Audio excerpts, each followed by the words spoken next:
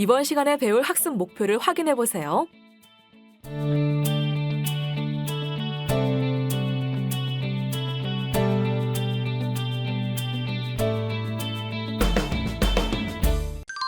네, 안녕하세요. 일본 현지에서 바로 쓰는 장소별, 상황별 여행 일본어의 레이쌤입니다. 반갑습니다.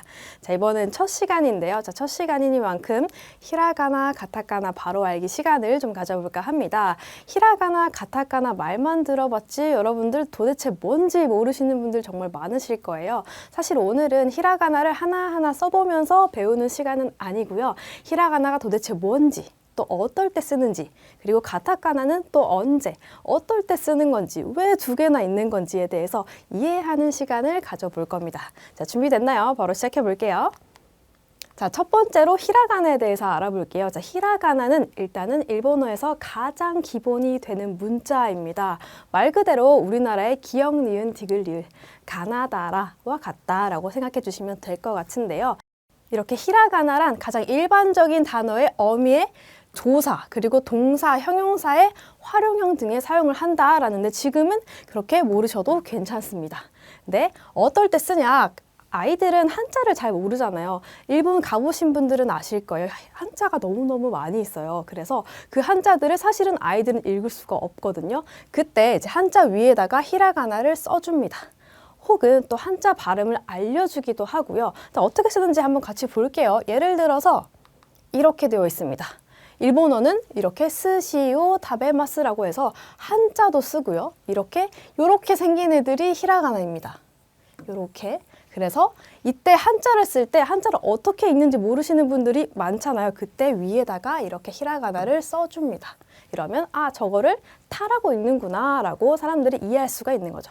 물론 여러분들은 지금 아직 히라가나를 배우지 않기 때문에 읽을 수는 없지만 히라가나를 공부하신 다음에 읽으려고 했을 때 아, 스시오 타베마스구나 라고 이해를 할 수가 있는 거죠. 그러면 이 문장은 스시를 먹습니다 이구나 라고 이해를 하게 될 수 있습니다. 됐나요? 자, 그러면 가타카나는 뭐냐 한번 볼게요. 가타카나는 사실은 히라가나와 생김새만 다르지 발음은 똑같습니다. 그러니까 어떻게 생각하면 되냐면 가나다라라는 그 문자가 두 가지 버전이 있다라고 봐주시면 돼요. 그래서 어떻게 되는지 볼게요. 이 가타카나는 그냥 쓰는 게 아니라 외래어에 쓰게 됩니다. 외래어. 그러니까 여러분들 이런 거 있죠. 택시, 뭐 김치 이런 것들은 일본에서 만든 말이 아니잖아요. 어디서 만들었죠? 택시는 뭐 영어에서 왔고요. 김치는 당연히 우리나라에서 왔고요. 그러면은 이걸 차용할 때 외래어인 거를 좀 알려주고 싶은 거예요. 자, 그럴 때 가타카나를 씁니다. 그냥 히라가나로 쓰는 게 아니라 가타카나를 쓰면서 아, 이거는 외래어야 라고 눈에 띄게 알려주는 거죠. 이해됐나요? 그래서 택시 같은 경우에는 이제 가타카나로 택시라는 말이 없어요. 그래서 가장 가까운 말로 타쿠시라고 있습니다. 그래서 여기서 타쿠시, 그 다음에 김치는 이제 일본식으로 김하고 이 받침 발음이 굉장히 어렵습니다. 그래서 이거를 이제 늘려서 키무치라고 일본인들은 발음을 하게 된 거죠. 그래서 가타카나로 쓸 때는 키무치라고 해서 이런 식으로 쓴다라고 이해를 해주시면 되고, 또 가타카나는 언제 쓰냐? 의성어, 의태어를 쓸 때 사용할 수 있습니다. 자, 예를 들어서 이런 거 있죠. 반짝반짝 혹은 쾅쾅 이런 것들 있죠. 이런 것들은 이제 일본어로 키라키라 혹은 캉캉 이라고 비슷하게 발음을 하기도 하는데요. 자, 이때 가타카나를 써줍니다. 이게 가타카나거든요. 이런 식으로 아, 이거는 의성어야, 이거는 의태어야 라고 얘기를 해주는 거죠. 그리고 혹은 여러분들 혹시 영자신문 같은 거 이렇게 보셨나요? 거기 보시면 대문짝만하게 뭔가 이제 대서특필하고 쓸 때 있잖아요. 그때는 대문자로 다 쓰게 돼 있어요. 그런 것처럼 가타카나로 뭔가 문장을 다 쓰거나 아니면 뭔가 단어를 강조해서 막 쓰고 싶다. 그럴 때는 또 이렇게 강조할 때 가타카나를 써주기도 합니다. 그래서 뭔가 다양하게 활용할 수 있는, 다만 일상적으로 늘 쓰는 언어는 아니다라고 생각해 주시면 될 것 같아요.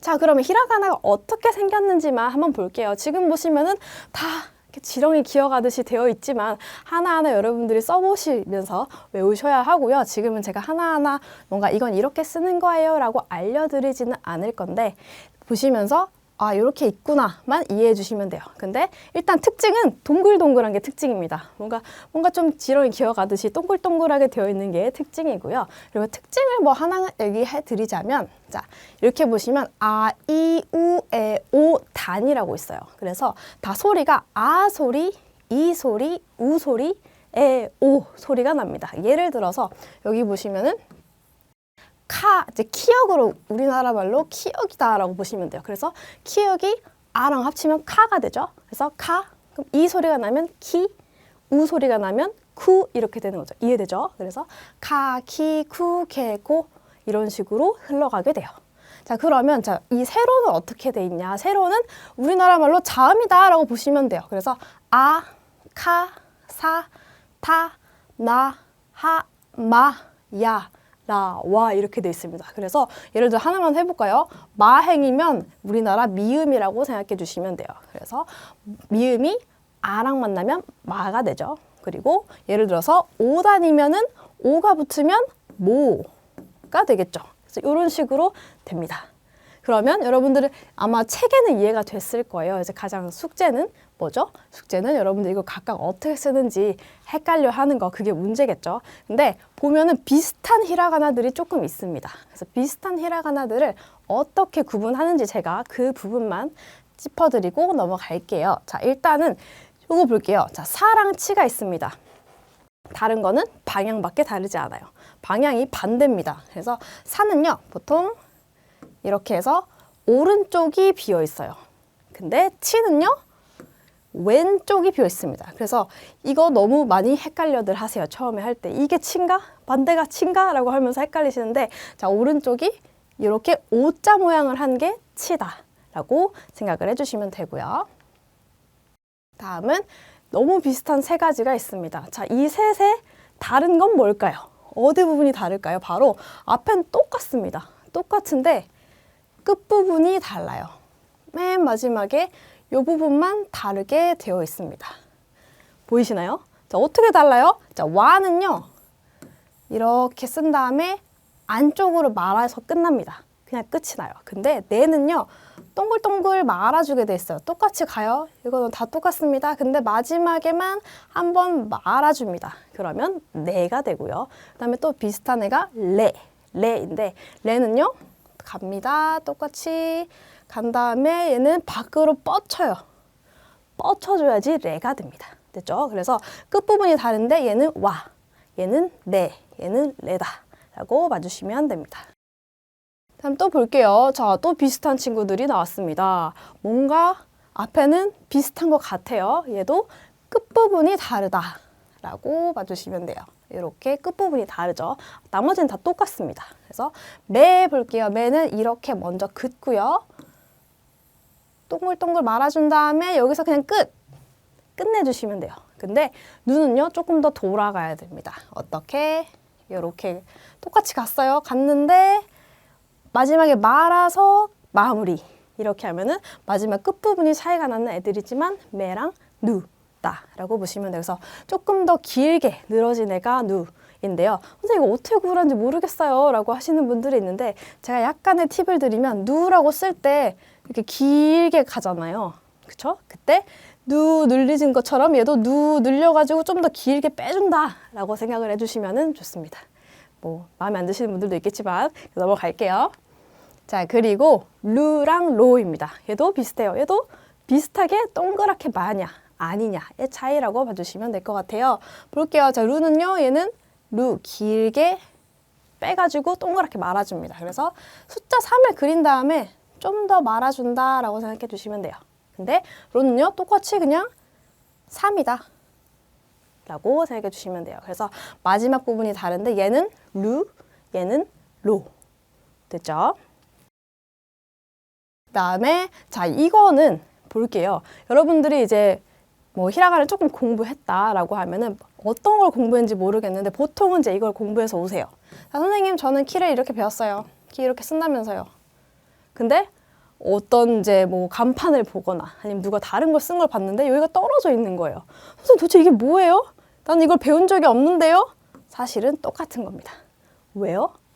옛날에 이제 일본에서는 이렇게 붓을 썼잖아요. 그래서 이거를 붓으로 이렇게 쫙 쓰다 보니까 여기가 붓으로 흐느적 붙은 거죠.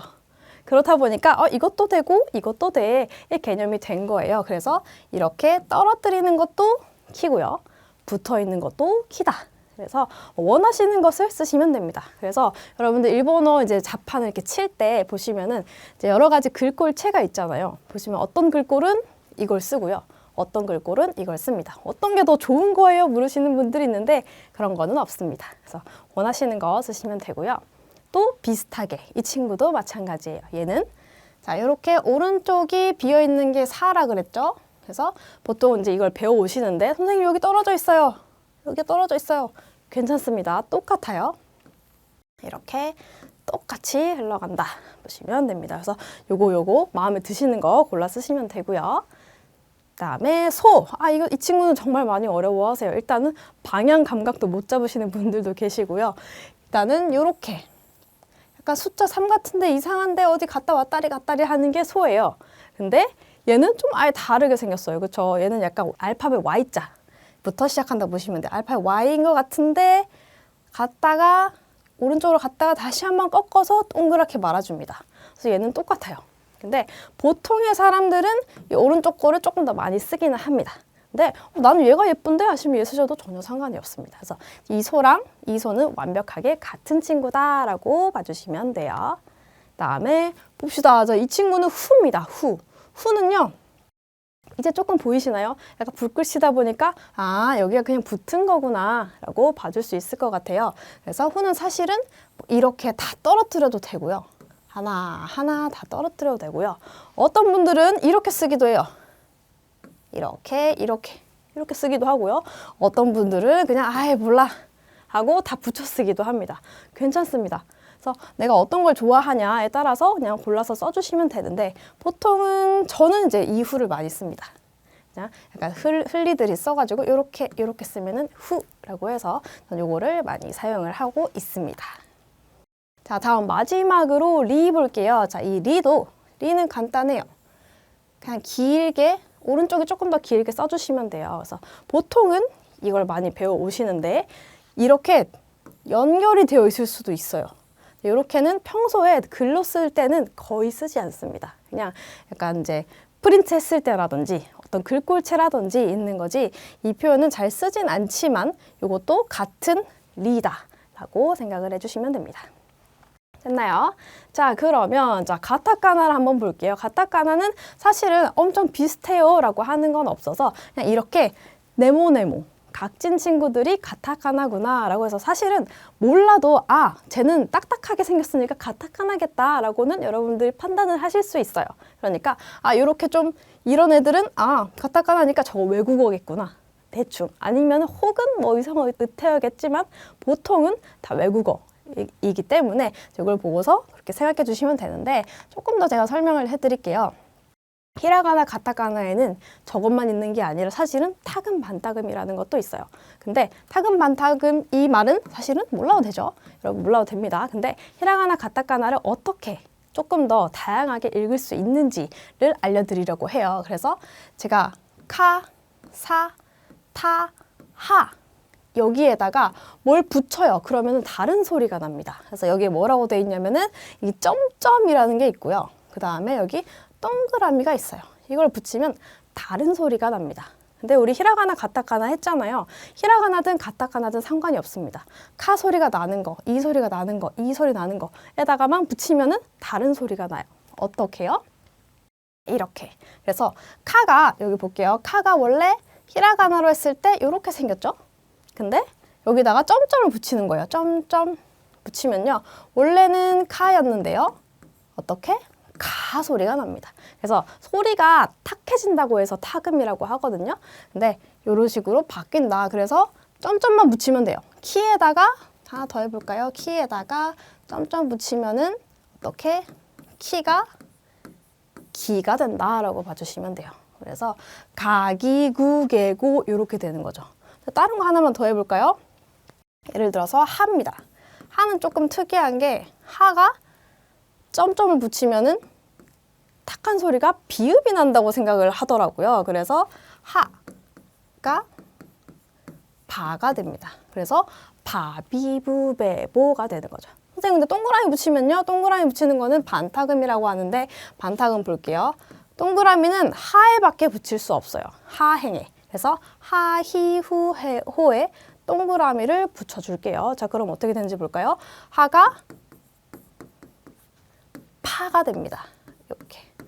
그래서 파피푸페포 되는 거죠. 파피푸페포. 그래서 이거는 하에만 붙일 수 있다는 거 생각해 주시고 나머지는 카사타하에만 붙이면 탁한 소리가 난다라고 생각을 해주시면 됩니다.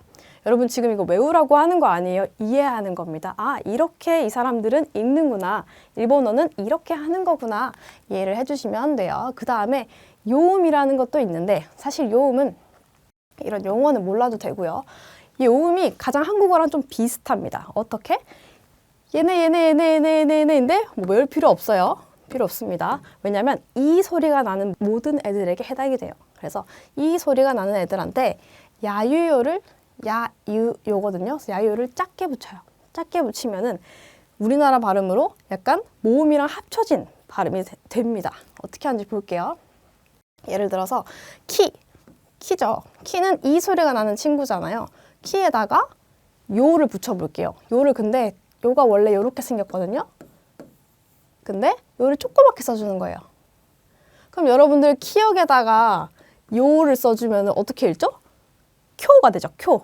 그래서 쿄라고 읽어주시면 돼요.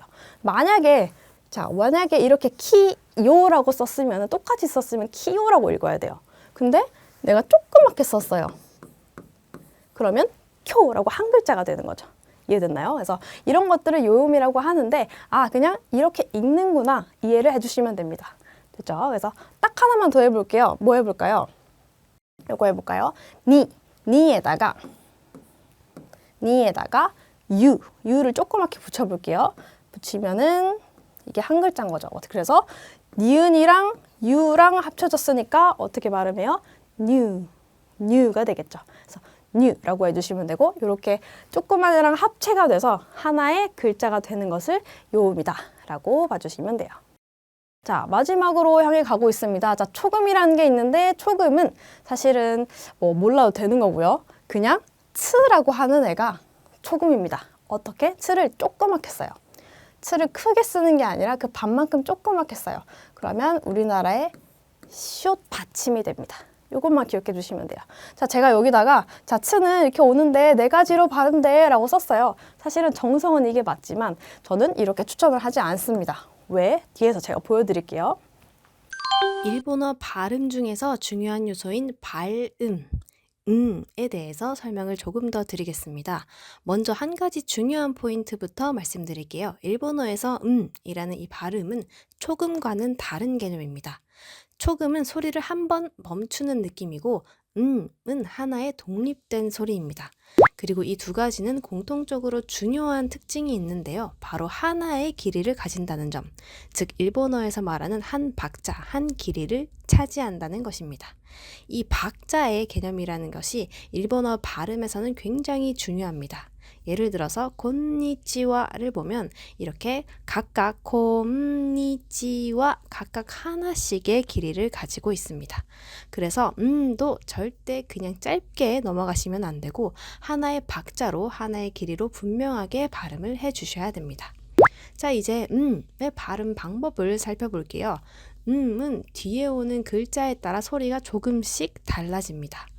마, 바, 파 행이 오면 미음처럼 발음이 되고요. 네, 사, 자, 타, 다, 나 행이 오면 니은처럼 발음이 됩니다. 세 번째로 카, 가 행이 오면 이응처럼 발음이 되고요. 그리고 아, 하, 야, 와 행이 오거나 단어 끝에 오면 약간 코로 울리는 소리, 약간 비음처럼 발음이 되어서 예를 들어 홈 이런 식으로 코로 약간 울리는 소리가 난다는 거죠. 자, 여기서 중요한 포인트 한 가지 더 짚고 가겠습니다. 지금 미음, 니은, 이응처럼 설명을 드린 것은 실제 한글과 똑같이 발음을 하는 게 아니라 학습자가 이해하기 쉽도록 한 가까운 소리로 설명을 한 것입니다. 실제로는 상황에 따라서 더 미묘하게 달라지지만 처음 단계에서는 뒷소리에 맞춰서 자연스럽게 이어진다라는 이 감각을 익히는 것이 더 중요합니다. 마지막으로 가장 중요한 포인트입니다. 많은 학습자들이 욕각강을 욕각한처럼 짧게 발음해버리는 경우가 많은데요. 이건 아주 자연스러운 어류입니다. 하지만 일본어에서는 도, 초금도, 장음도 모두 각각 한 박의 길이를 가지고 있기 때문에 욕각감 이렇게 리듬을 나눠서 발음을 해주셔야 됩니다. 자, 예시를 다시 보면서 해볼게요. 자, 카행 앞에서 기역 받침으로 발음한다 라고 하면서 제가 예시를 갖고라고 가지고 왔어요. 그래서 가에다가 츠 조그맣게 쓴 거 보이세요? 그러면은 가 시옷 받침처럼 갖고 하고 발음이 돼요. 근데 왜 이렇게 나눴냐 하면 정확하게는 이렇게 한국에서 알려주고 있지만 사실은 여러분 읽어보실래요? 갖고랑 이 갖고랑 우리나라는 똑같이 발음합니다. 한국 사람들이. 그렇기 때문에 카행 앞이니까 내가 기역 받침으로 발음해야지. 자, 사행 앞에는 시옷 받침으로 발음해야지. 절대로 여러분들 회화하실 때는 떠오르지 않아요.